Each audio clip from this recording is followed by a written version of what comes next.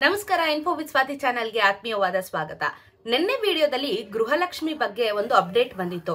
ಏನು ಅಂತ ಹೇಳಿದ್ರೆ ಜಿಲ್ಲೆ ವೈಸು ನಾವು ಎಲ್ರಿಗೂ ಹಣ ಜಮಾ ಮಾಡ್ತಾ ಇದೀವಿ ಅಂತ ಹೇಳ್ಬಿಟ್ಟು ಒಂದು ಅಪ್ಡೇಟ್ ನ ಸರ್ಕಾರದವರು ಕೊಟ್ಟಿದ್ರು. ಜೊತೆಗೆ ಪಟ್ಟಿ ಕೂಡ ಕೊಟ್ಟಿದ್ರು, ನಂಬರ್ಸ್ ಕೂಡ ಕೊಟ್ಟಿದ್ರು. ಸೊ ಮೇಜರ್ ಆಗಿ ಗದಗ್ ಜಿಲ್ಲೆಯಲ್ಲಿರುವಂತ ಒಂದಷ್ಟು ಹಳ್ಳಿಗಳಿಗೆ ಗೃಹಲಕ್ಷ್ಮಿ 16 ಮತ್ತೆ 17ನೇ ಕಂತಿನ ಹಣನ ಎರಡೂ ಸಮೇತ ನಾವು ಜಮಾ ಮಾಡಿದೀವಿ ಅಂತ ಹೇಳಿ ಸರ್ಕಾರದವರು ಹೇಳಿದ್ರು, ಘೋಷಣೆ ಮಾಡಿದ್ರು. ಜೊತೆಗೆ ಅದ್ರ ಬಗ್ಗೆ ನಾನು ವಿಡಿಯೋನು ಮಾಡಿ ಹಾಕಿದೆ. ಅದರಲ್ಲಿ ತುಂಬಾ ಜನ ಕಾಮೆಂಟ್ ಅಲ್ಲೂ ಸಹ ತಿಳಿಸ್ತಾ ಇದ್ದೀರಾ, ಕೆಲವ್ರಿಗೆ ಬಂದಿದೆ, ಕೆಲವ್ರಿಗೆ ಬಂದಿಲ್ಲ ಅಂತ ಹೇಳ್ಬಿಟ್ಟು. ಸೊ 16ನೇ ಕಂತಿನ ಹಣ ಓಕೆ ಫೈನ್, ಎಲ್ಲರಿಗೂ ಬರ್ತಾ ಇದೆ ಅಂತ ಅನ್ಬೋದು. ಬಟ್ ಈಗ ಸಮಸ್ಯೆ ಆಗಿದೆ ಅಂತಂದ್ರೆ 17ನೇ ಕಂತಿನ ಹಣ ಇನ್ನೂನು ತುಂಬಾ ಜನಕ್ಕೆ ಬಂದಿಲ್ಲ. ಇವರು ಬಿಡುಗಡೆ ಮಾಡ್ಬಿಟ್ಟಿದೀವಿ ಅಂತ ಹೇಳಿದ್ದಾರೆ. ಬಟ್ ಖಾತೆಗೆ ಬರೋವರೆಗೂ ನಮಗೂ ನಂಬಿಕೆ ಅನ್ನೋದು ಬೇಕಲ್ವಾ.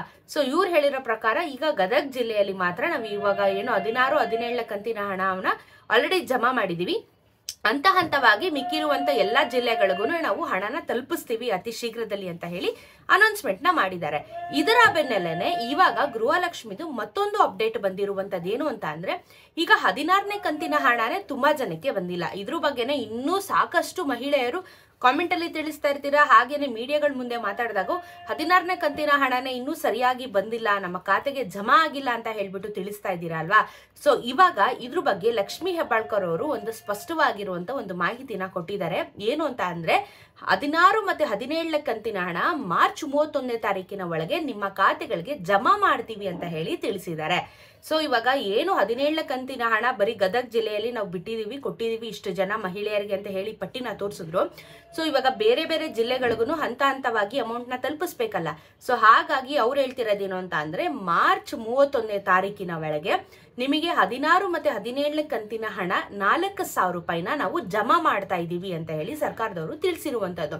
ಸೊ ಇವರು ತುಂಬಾ ಸತಿ ಇದೇ ತರ ಹೇಳ್ತಾರೆ, ಆದ್ರೆ ಅಕೌಂಟ್ಗೆ ಒಂದು ಜಮಾನೇ ಆಗ್ತಾ ಇಲ್ಲ. ಸಮಸ್ಯೆ ಆಗ್ತಾ ಇರುವಂತದ್ದು ಇಲ್ಲಿ ನಮಗೆ ಹಣ ಬಿಟ್ಟಿದೀವಿ, ಹಣ ಹಾಕಿದೀವಿ ಅಂತ ಹೇಳ್ತಾರೆ, ಬಟ್ ಇಲ್ಲಿ ಹಣ ಜಮಾ ಆಗ್ತಾ ಇಲ್ವಲ್ಲ, ಅದು ಸಮಸ್ಯೆ ಆಗಿದೆ.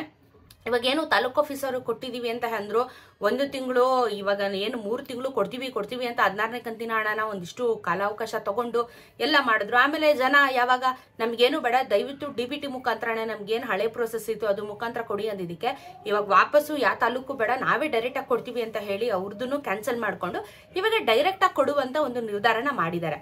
ಒಳ್ಳೇದು. ಆದ್ರೆ ಸಮಯಕ್ಕೆ ಸರಿಯಾಗಿ ಇವರು ಹಣನ ಹಾಕ್ಬಿಟ್ರೆ ನಮಗೂ ತೊಂದರೆ ಇರಲ್ಲ, ನಿಮ್ಗೂ ತೊಂದರೆ ಇರಲ್ಲ ಅನ್ನೋದು ನಮ್ಮ ಒಂದು ಏನೋ ಒಂದು ಇದಾಗುತ್ತೆ, ಒಂದು ಹೆಲ್ಪ್ ಆಗುತ್ತೆ. ಯಾಕಂದ್ರೆ ಯಾರಿಗೂ ಸಮಸ್ಯೆ ಆಗ್ಬಾರ್ದಲ್ವಾ. ಎಂಡ್ ಆಫ್ ದ ಡೇ ಈ ಹಣದಿಂದಾನೇ ತುಂಬಾ ಜನಕ್ಕೆ ಹೆಲ್ಪ್ ಆಗಿರುವಂತದ್ದು ಇದೆ. ಸೊ ಹೆಲ್ಪ್ ಆಗ್ತಾ ಇದೆ ಅಂದ್ರಾಗ ಅದು ಕಂಟಿನ್ಯೂಷನ್ ಆಗ್ಬೇಕು. ಇವ್ರಿಗೆ ಇಷ್ಟ ಬಂದಂಗೆ ಹಾಕೋದು, ಇವ್ರಿಗೆ ಇಷ್ಟ ಬಲ್ದಿಲ್ದಿರುವಾಗ ಹಾಕೋದು ಅದು ತುಂಬಾ ತಪ್ಪಾಗುತ್ತೆ. ಸೊ ಎನಿವೇಸ್ ಇವಾಗ 16ನೇ ಕಂತಿನ ಹಣ 17ನೇ ಕಂತಿನ ಹಣ ಮಾರ್ಚ್ 31ನೇ ತಾರೀಕಿನ ಒಳಗೆ ನಿಮ್ಮ ಖಾತೆಗೆ ಜಮಾ ಆಗುತ್ತೆ ಅಂತ ತಿಳಿಸಿದ್ದಾರೆ. ಆಲ್ರೆಡಿ ಇಫ್ ಇನ್ ಕೇಸ್ ನಿಮ್ಗೆ 17ನೇ ಕಂತಿನ ಹಣ ಬಂದಿದೆ, ಜಮಾ ಆಗಿದೆ ಅಂದ್ರೆ ಕಾಮೆಂಟ್ ಅಲ್ಲಿ ತಿಳಿಸಿ ನೀವು ಯಾವ ಜಿಲ್ಲೆಯವರು ಅಂತ ಹೇಳಿ. ಸೊ 17ನೇ ಕಂತಿನ ಹಣದ ಬಗ್ಗೆನೂ ಭರವಸೆ ಬರುತ್ತೆ, ಹೌದು ಬರ್ತಾ ಇದೆ, ಕೆಲವೊಂದು ಮಹಿಳೆಯರಿಗೆ ಜಮಾ ಆಗಿದೆ ಅಂತ ಹೇಳಿ. ಸೊ ಇದು ಗೃಹಲಕ್ಷ್ಮಿಯ ಮತ್ತು ಒಂದು ಅಪ್ಡೇಟ್ ಆಗಿತ್ತು. ಸೊ ಸಿಗೋಣ ಮತ್ತೊಂದಷ್ಟು ವಿಡಿಯೋಂದಿಗೆ. ವಿಡಿಯೋನ ಆದಷ್ಟು ಜನರಿಗೆ ಶೇರ್ ಮಾಡೋದನ್ನ ಮರಿಬೇಡಿ. ನಮಸ್ಕಾರ.